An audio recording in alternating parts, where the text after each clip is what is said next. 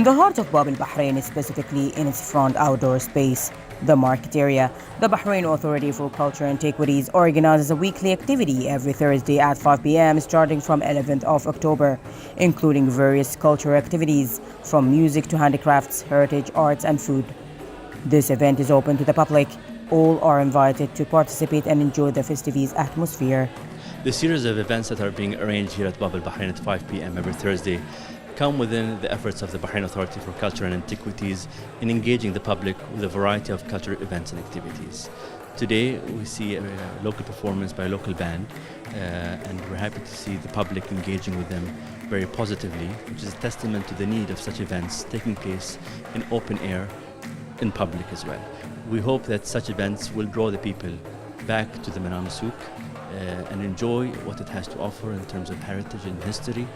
And we're very happy to follow up as well with a number of workshops also on Thursdays, which are posted on our social media and our website that target the younger generation and the children in specific, also with subjects relating to heritage and history. We just hope that people, keep up to date with our events through our different platforms, whether they're digital or print, and be updated with everything that we're offering to them, as most of these events are actually open to the public free of charge. So we strongly encourage them to enjoy and have a great time with their families, friends, or even guests that are visiting Bahrain.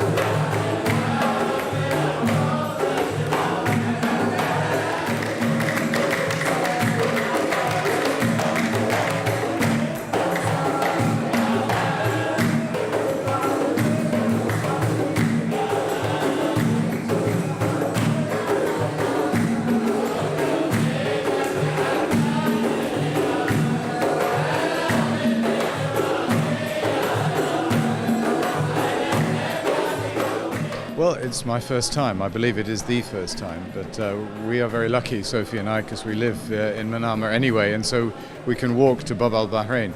It's the first time that we've had live music down here. We enjoy the Diyar al-Muharrak music and the Ben Faris house later on a Thursday evening, and this is bringing the culture of Muharrak down into Manama as far as I can tell. And I'm really, really impressed by how it has attracted the crowds. We saw it on Facebook. I think there are some other people who have just been shopping or just enjoying themselves downtown. They heard the music and they've come around here. And you should look out there now. I reckon there's about 300 people, and they're really enjoying it. And I suspect there'll be some people up dancing with the band very soon. I know that there is a really exciting desire to further invigorate the souk, to bring back some of the old traditions in terms of the style, but also some of the cultural events down here, and I think it's going to make a really big difference. And I, for one, am looking forward to coming down here often. The last word is, let's have some more of this. It's great, even on a hot, sticky day like this evening. We've got hundreds and hundreds of people down here. A few lucky foreigners like me, but mostly local people who are just enjoying being outside and having the fun. And I think it shows that even when it's really hot and sticky, if we lay things on, if we put things on for people to enjoy, they will come and enjoy them. So, well done to Baka.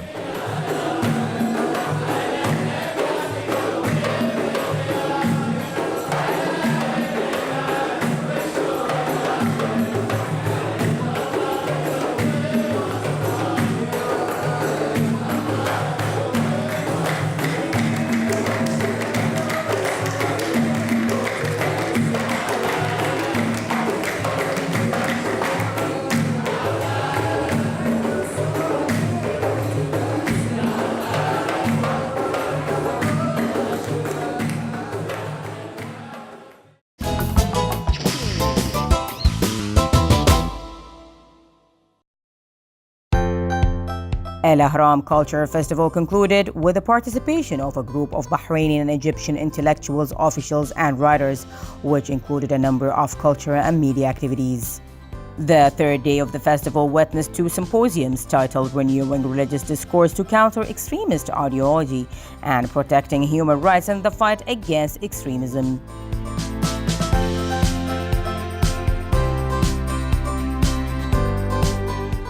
Egyptian President's religious advisor Sheikh Osama al-Zahri addressed the first symposium, while Human Rights Committee's advisor of Egypt's House of Representatives, Saeed Abdel Hafid, and member of Bahrain's National Institution for Human Rights, Dr. Badr Mohammed Adel, addressed the second one.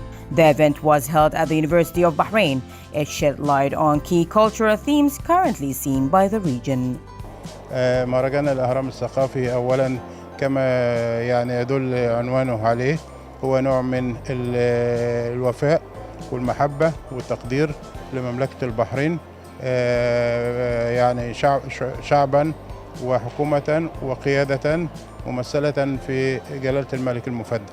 فإحنا طبعا أولا بنعبر من خلال هذا المهرجان مؤسسة الأهرام وعدد من المثقفين المصريين وعدد من الوزراء، عدد من الكتاب والفنانين بيعبروا طبعا عن حبهم وعن تقديرهم وعن امتنانهم لمملكة البحرين لوقوفها مع مصر في كثير من المواقف، وفي نفس الوقت عن العلاقات القديمة المتجددة والشعب المصري والشعب البحريني. هناك جوانب كثيرة مشتركة بينهم. على المستوى الثقافي، أنا أتكلم على المستوى الثقافي، أنا أتابع ما يحدث في البحرين من طفرة ثقافية. أعتقد أنه المهرجانات الثقافية ومعرض الكتاب الدولي وفي مشروع لنقل المعارف دلوقتي الترجمة في البحرين بينقل أمهات الكتب، وفي مهرجانات في الموسيقى، في المسرح، في السينما. أعتقد أن البحرين فيها يعني ازدهار ثقافي، وده جزء بيعبر عن الرقي الفكري والمعرفي والإنساني اللي بيميز الشخصية البحرينية. The participants stressed the significance of renewing the cultural, media, and religious discourses and benefiting from technology to convey messages of peace in the fight against extremism. In addition, the event targeted providing the youth and future generations with science and knowledge to protect them from falling victim to extremism that has become a calamity. I am here today to participate in the festival, Al-Ahram Festival, cooperation with the Ministry of Information in Bahrain. I am here to speak in a session about the terrorism and the human rights and what is the relation between human rights and terrorism. And it's honor to me to be here and to enjoy with the hospitality and welcome from Bahraini people. And my session, I will talk about the Convention of Terrorism in UN and the relation between the difference between the terrorism in Arab countries and the terrorism in Europe and United States. And I will ask the audience a big question: why the people in Europe and United Nations have a different concept about terrorism of our concept terrorism in Arab countries, and what is reason that the international society stop to face this terrorism and help the Arab countries to stop terrorism in our countries. The festival was organized by the Egyptian Al-Ahram Press Foundation in collaboration with Bahrain's Information Ministry, which reflects the strength of the long-standing relations between the two Arab states under the leadership His Majesty King Hamad bin Isa Al Khalifa and President Abdel Fattah al-Sisi.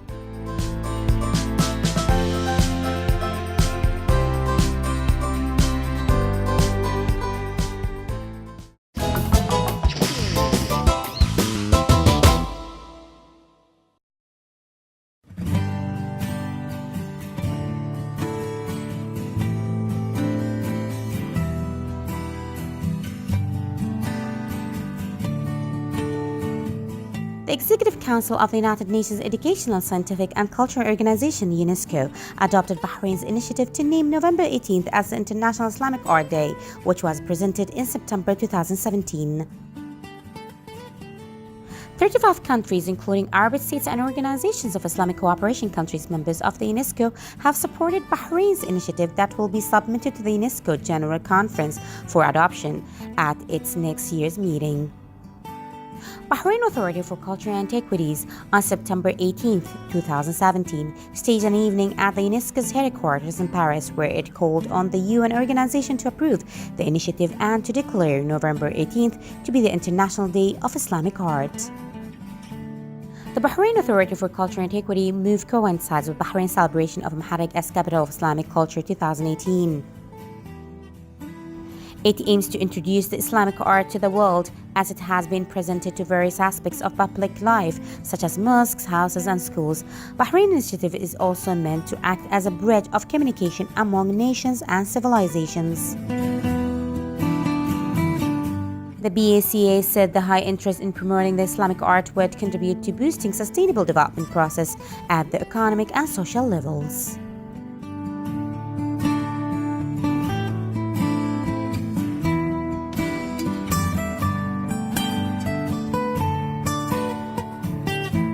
The Civil Service Bureau has signed a Memorandum of Understanding with the Public Prosecutions Administrative Body on applying and modernizing the body's quality management systems. The memo was concluded at the Public Prosecutions Administrative Body premises by CSP President Ahmed bin Zayed al-Zayed and Attorney General Dr. Ali bin Fadl al-Buainin.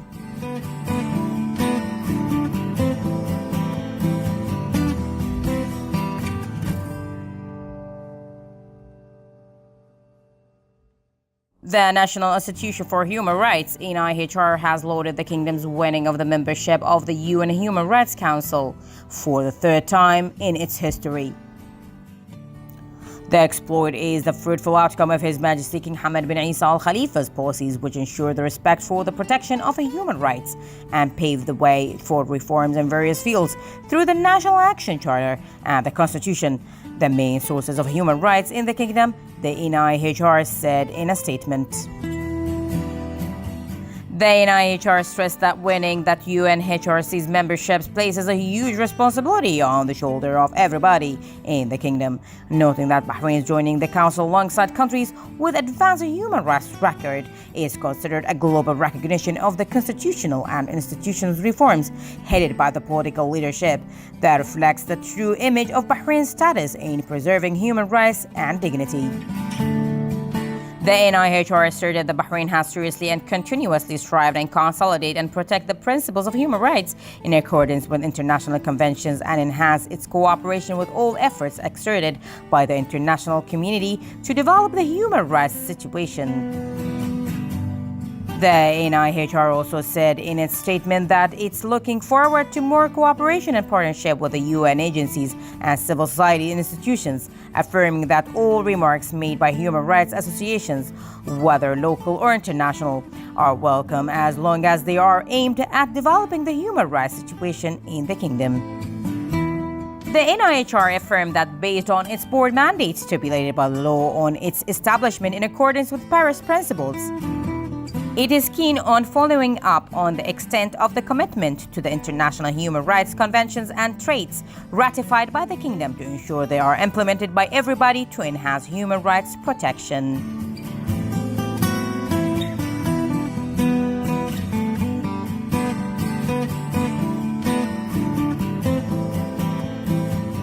Labour and Social Development Minister and Board Chairman of the Labour Market Regulatory Authority, Jamil bin Mohammed Ali Hameidan, met with the Labour delegation from Azerbaijan, led by President of the Health Sector's Trade Union, Zainuddin Nuruddin Oglo.